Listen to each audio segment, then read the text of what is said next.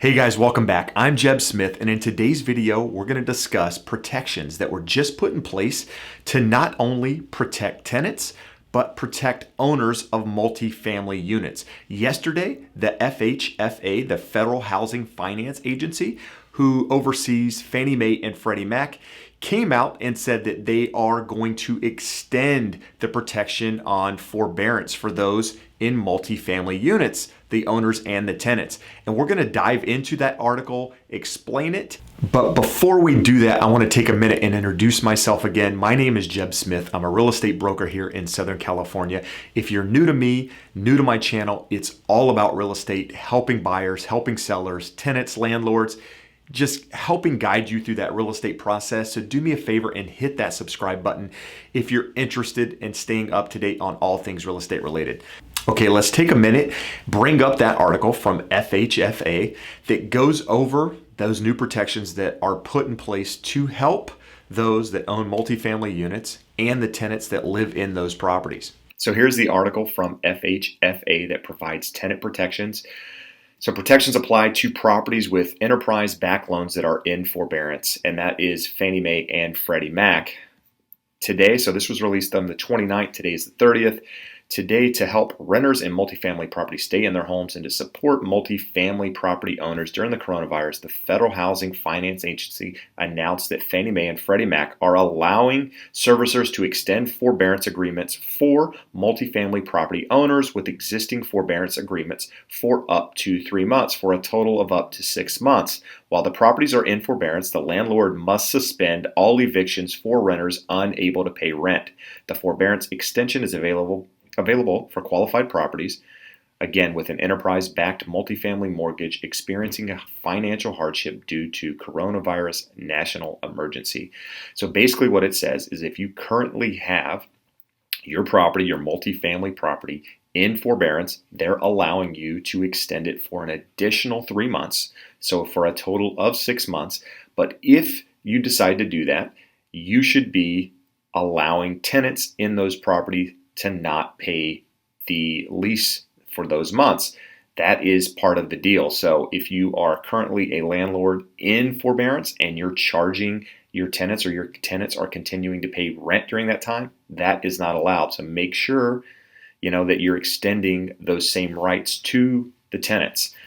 It goes on to say if a forbearance is extended, once the forbearance period concludes, the borrower may qualify for up to 24 months to repay the missed payments. Additionally, if the forbearance is extended, the repayment schedule is modified, or a new forbearance agreement is executed, the borrower is required to provide the following tenant protections during the repayment period. Give the tenant at least a 30-day notice to vacate. So this is while you're repaying those payments. So your forbearance is ended, you're now repaying those options. You have to give the tenant at least a 30-day notice to vacate, not charge the tenant late fees or penalties for non-payment of rent, and allow the tenant flexibility to repay back rent over time and not in a lump sum. So you have to extend that same repayment plan to the tenants and not require all of those missed payments to come at one time. During the pandemic, FHFA has been focused on protecting renters and borrowers, which we've mentioned in other videos, and essentially that's why this measure was put in place. It does say that FHFA will continue to monitor the impact on renters, borrowers, and the mortgage market and update policies as needed. As I've mentioned in other videos, I thought that Fannie and Freddie would continue to extend mortgage forbearance options as we progress through this pandemic.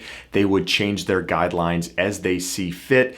And what they're seeing right now is that not only do tenants need more protection, the owners of those properties need additional protection as well, since the original CARES Act only granted mortgage forbearance for 3 months. And what they're seeing is as we're coming towards the end of that 3 months, a lot of those owners still need help. A lot of them may be unemployed. A lot of them may have tenants that aren't paying their monthly payments, and they're finding that these people need help.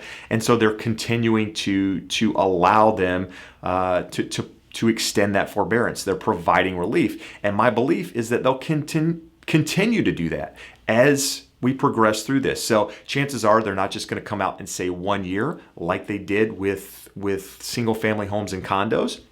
But my guess is if in 3 months we're in a similar position to where we are now, chances are they're going to extend that. Now, most of you probably know if you've seen my other video, which I'll link to above here, but the eviction and foreclosure moratorium has actually already been pushed out till August 31st. Initially, it was pushed out until mid-May, and then June 30th, which is when most of the forbearance options would expire on not only single families, but multifamily units if you did that original 3-month forbearance. But now, not only has that eviction and foreclosure moratorium been pushed out until August 31st, you now have protections in place that allow tenants to stay in their property potentially even further if their loan is backed, or if the owner of the property in a multifamily unit, if their loan is backed by Fannie and Freddie, they should be extending those options to their tenants as well. And that's what we just discussed. But as promised, I will continue to update you and provide more clarity on this topic as we get more information on it. We're seeing new information on mortgage forbearance and mortgage relief almost weekly, and I will continue to provide that for you. But I encourage you, if you have questions, reach out to me by commenting in the description below, or emailing me, sending me an email. Either way, I appreciate you taking the time to watch. I appreciate your support, and we'll see you again soon. Have an awesome day. Bye-bye.